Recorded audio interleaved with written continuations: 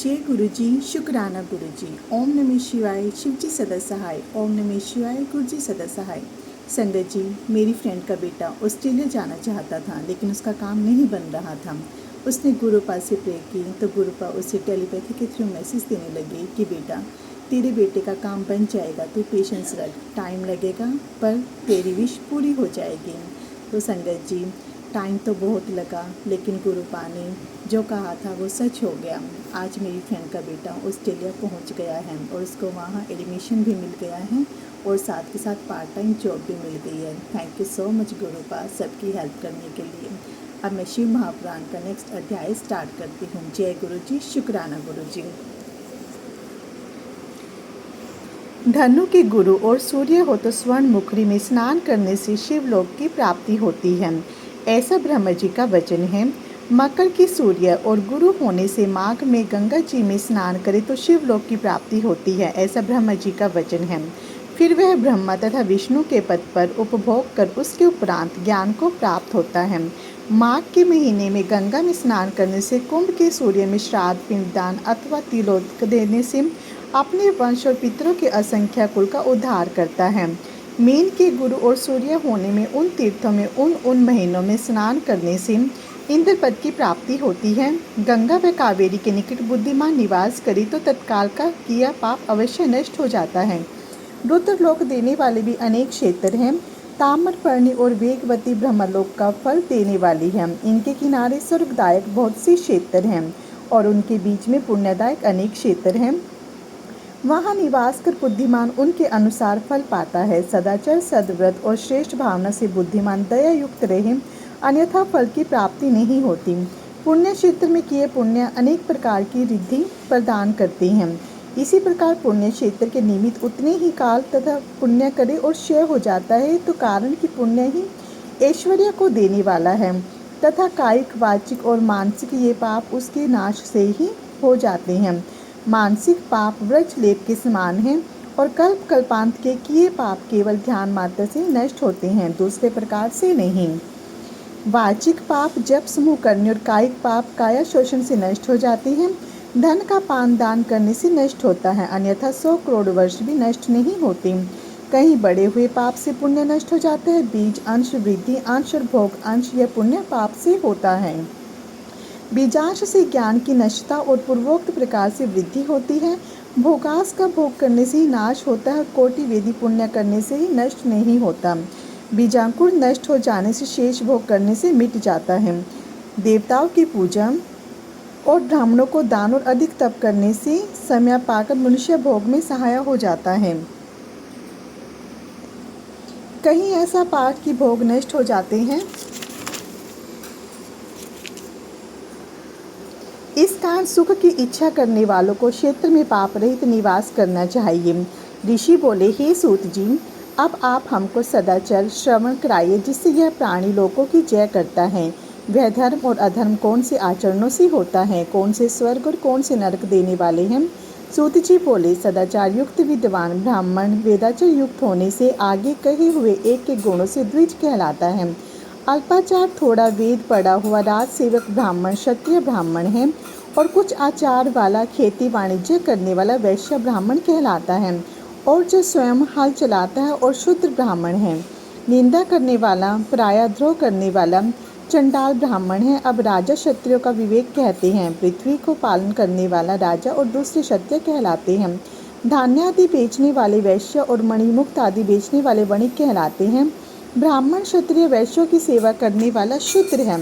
खेती करने वाले वृषल और दूसरे शूद्र दस्यु कहलाते हैं। सब वर्णों को उचित है कि उषा काल में उठ कर पूर्व को मुख कर देवताओं का ध्यान कर धर्म अर्थ उनके क्लेश प्राप्ति और व्यय को विचारें। कर्म से पूर्वादि दिशाओं की ओर मुख पर उठने का फल कहते हैं। आयु, द्वेष, मरण, पाप, शुभ अशुभ कर्म, व्याधि, पुष्टि, शक्ति यह पूर्वादि 8 दिशाओं की ओर मुख पर उठने से होती है। निशा का अंतः काल उषा है, इसके आधे पहर की संधि कहलाती है। उसी समय उठकर ब्राह्मण शौचादि कर्म करे, घर से दूर जाकर सिर से कपड़ा लपेटकर उत्तर को मुख कर बैठे और दिशाओं को न देखे। जल, अग्नि, ब्राह्मण और देवताओं के सन्मुख को न बैठे। बाएं हाथ से लिंग और दाहिने हाथ से मुख ढककर मल त्याग न करें और मल त्याग करने के उपरांत फिर उस मल को न देखें। फिर जल से पृथक स्थान में पात्र के जल से शौच करें अथवा देवता पितर ऋषि के तीर्थों के सिवाय और जल स्थान अब सरोवर 7 बार 5 बार व 3 बार पहले मिट्टी से गुदा को पवित्र करें। लिंग की शुद्धता में करकोटक को फल मात्र मिट्टी और गुदा के निमित्त आदि अंजलि मृतिका ली। इसके उपरांत उठकर हाथ पैर धोए और 8 कुल्ले करें। किसी वृक्ष के पत्तर अथवा काष्ठ के जल से बाहर बैठकर तर्जनी उंगली को त्याग कर दंत धावन करना चाहिए। फिर फल देवताओं को नमस्कार मंत्र पूर्वक स्नान करें। जो कंठ पर्यंत अथवा कमर पर्यंत जल में स्नान करने की शक्ति ना हो तो जानु पर्यंत जल में स्थित हो समंत्र स्नान करे। और विद्वान को उचित है कि उस तीर्थ के जल से देव आदिकों का तर्पण करें।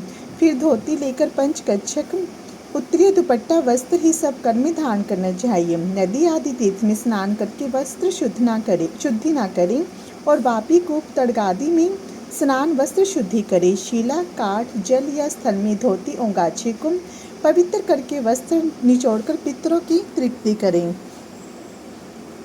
और जाबल उपनिषद में कहा है, इस विधि के बिना किए जो वृथा ही भस्म को जल में डालता है वह नरक में जाता है।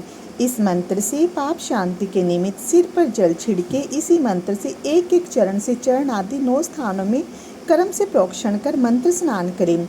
यही उसका मंत्र है, यही संधि प्रोक्षण कहा है। पाँव सिर हृदय चरण सिर इस कर्म से प्रोक्षण कर मंत्र स्नान करे। शरीर रोगग्रस्त होने में तथा राजा राष्ट्र के भय तथा मार्ग के गमन में तथा अपवित्र वस्तु के स्पर्श में मंत्र स्नान नहीं करें। प्रातःकाल इस सूर्य अनुवाक से और संध्या को इस अग्नि के अनुवाक से मध्य में जल पान कर फिर पूर्वत मार्जन करें। गायत्री मंत्र के जप करने के उपरांत फिर 3 बार ऊपर को जल फेंकें। मध्याह्न संध्या की विधि कहते हैं और मंत्र सहित मध्य में सूर्य को आधर्य दे। इस प्रकार कर चुकने पर जब संध्या हो तब पश्चिम की ओर मुख करके बैठें। प्रातः और मध्याह्न के जल को देवतीर्थ से उंगलियों से जल देना उचित है।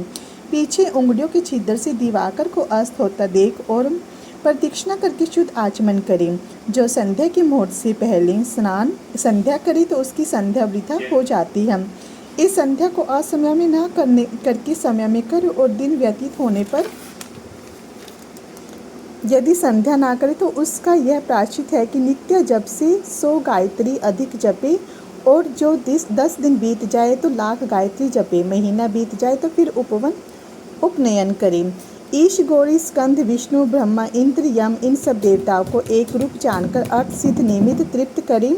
फिर ब्रह्मार्पण करके शुद्ध आचमन करें। तीर्थ के दक्षिण स्थान अथवा मठ में मंत्रालय में देवालय में अपने घर में नियत स्थान में सब देवताओं का नमस्कार कर स्थिर बुद्धि और स्थिर आसन में प्रथम ओमकार और फिर गायत्री का अभ्यास करें।